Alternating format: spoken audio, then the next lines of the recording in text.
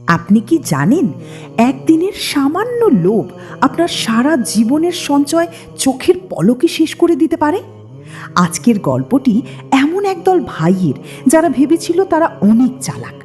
তারা এমন এক গোপন পরিকল্পনা করেছিল যা তাদের জীবনটাই বদলে দিয়েছিল। কিন্তু ভোরের আলো ফোটার সাথে সাথেই তারা এমন কিছু দেখল যে নিজেদের সম্পদও তারা চিনতে পারছিল না। কি ঘটেছিল সেই বাগানে? কেন তাদের সব স্বপ্ন পুড়ে ছাই হয়ে গিয়েছিল?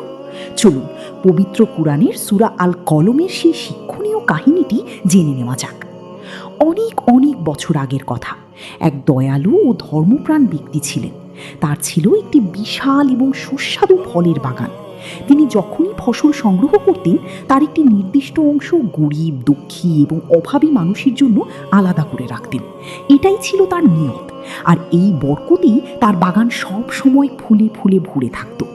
কিন্তু সময়ের পালাবদলে সেই ব্যক্তির ইন্তেকাল হলো। বাগানটি উত্তরাধিকার সূত্রে পড়ল তার সন্তানদের হাতে। ভাইয়েরা যখন বাগানের মালিক হলো, তখন তাদের চিন্তাভাবনা বাবার মতো ছিল না। তারা হিসেব কষতে বসলো। তাদের মনে হলো, যদি আমরা সব ফসল গরিবদের না দিয়ে নিজেরাই ভোগ করি, তবে তো আমরা আরও অনেক দ্রুত ধনী হব।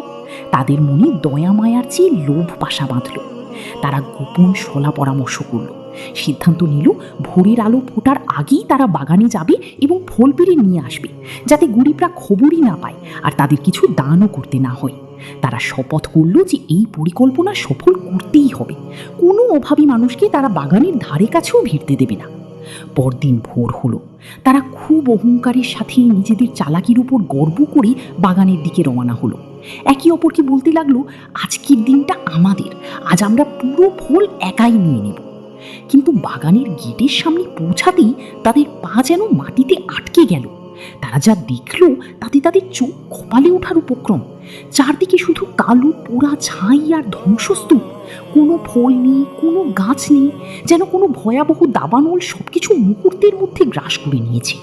তারা স্তম্ভিত হয়ে গেল। তারা একে অপরকে বলতে লাগলো, আমরা কি ভুল রাস্তায় চলে এসেছি? এটা কি আমাদের সেই বাগান?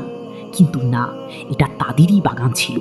তারা বুঝতে পারল, তাদের লোভের কারণে আল্লাহ তাদের এই সম্পদ থেকে বঞ্চিত করেছেন। তারা একে অপরের উপর দোষারোপ শুরু করলো। তাদের মধ্যে যে ভাইটি একটু বিবেকবান ছিল, সে তাদের মনে করিয়ে দিল, আমি কি তোমাদের বলিনি তোমরা আল্লাহর তসবিহ পাঠ করো?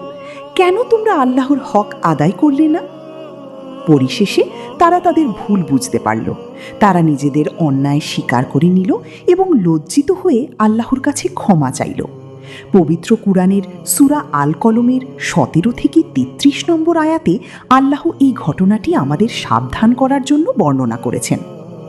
এই গল্পের শিক্ষা একটাই: সম্পদ আল্লাহর দান। যারা নিয়ামত পেয়ে অহংকার করে এবং গরিবের অধিকার থেকে বঞ্চিত করে, তাদের সম্পদ আল্লাহর পক্ষ থেকে ধ্বংস হয়ে যেতে পারে। আল্লাহ আমাদের অহংকার ও লোভ থেকে মুক্তি দিন। ভিডিওটি ভালো লাগলে শেয়ার করে অন্যদের জানার সুযোগ করে দিন। আপনার কি মনে হয়, এই ঘটনা থেকে আমরা কি শিক্ষা নিতে পারি? কমেন্টে আমাদের জানান। ধন্যবাদ।